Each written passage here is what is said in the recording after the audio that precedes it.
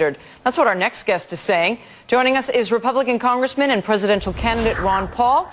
Here to debate the proposition as well is Faz Shakir. He's research director at the Center for American Progress. Guys, good to see you. Representative, let me start with you. We were thinking of you because Alvaro Vargas Llosa published an article in the wake of the Bear Stearns situation saying, you know what, the Fed ought to stay out of all this stuff. The Fed just shouldn't exist. You believe the same thing. Make the case.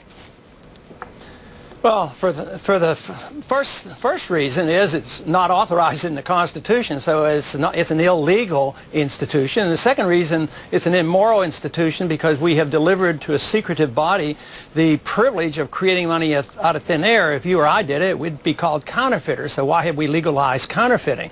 But the economic reasons are overwhelming. The Federal Reserve is the creature that destroys value. This station talks about free market capitalism, and you can't have free market capitalism if you have a secret bank creating money and credit out of thin air. They become the central planners. They decide what interest rates should be, what the supply of money should be. How does the gold standard solve that?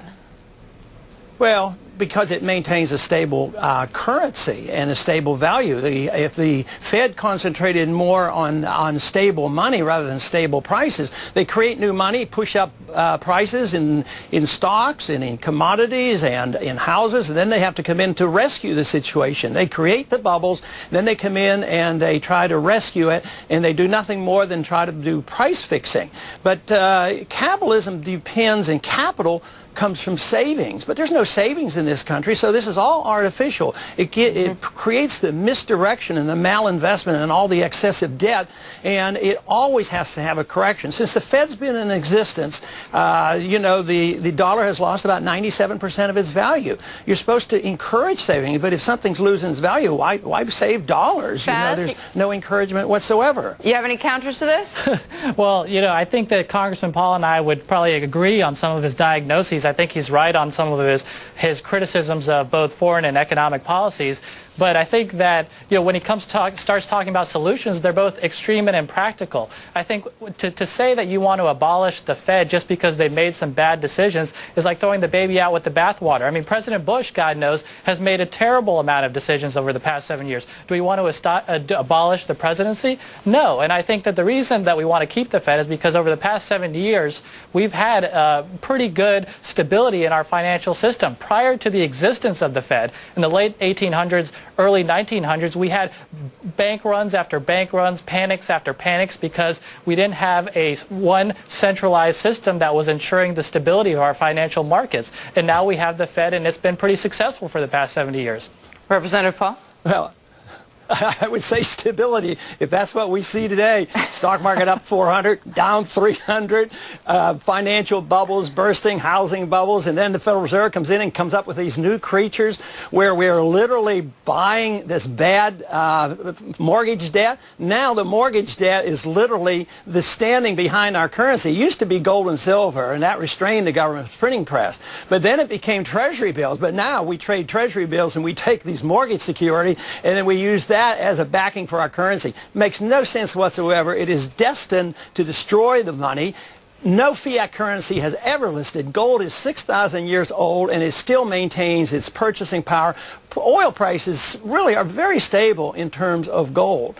But everything is going up in cost, and people who think there's some type of stability today, well, all they have to do is go to their grocery store. People are suffering because the middle class gets wiped out. I mean, what a lot of proponents of the Fed say is that they help produce stability within the economic system, Faz. Yeah. But a lot of folks would argue we've seen a lot of boom and bust for the last... Yeah, no, there's definitely booms and busts. There's business cycles, there's stock, there's tech bubbles, there's housing bubbles, but it's the Fed that has come in and rescued the situation to ensure that there's stability. But did they cause it? No, I don't believe so. I think that there's times when I've questioned Chairman Greenspan's judgments about why he's lowered the Fed rates, particularly at a time of war, to increase money and make it feel like it's free to people. Yeah, I question some of the judgments, but that doesn't mean the system is bad. But isn't that to the heart of Representative Paul's argument? No, because he's saying that the system has led to he's saying the system. He's saying the system is wrong, and he wants to abolish the system. The system is what has preserved stability in this whole situation. I mean, remember the Great Depression.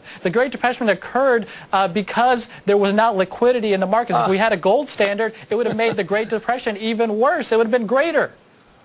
Guys, no, it was the lack of the gold. It was the lack of the gold standard in the 20s when the Fed inflated. We didn't have the Great Depression before the Fed. The Fed gave us the inflation of the 20s and then the depression of the 30s. The Fed created that. It's because of the neglect of the gold standard, just like we do now. We create the bubbles today. Gentlemen. Because we, both conservatives and liberals, want to enhance big government, and this is a seductive way to tax the middle class. That's what it is. We It's a could go tax on and the middle on. class. Thank you so much. We appreciate it. Congressman Thank Ron you. Paul and Faz Shakir.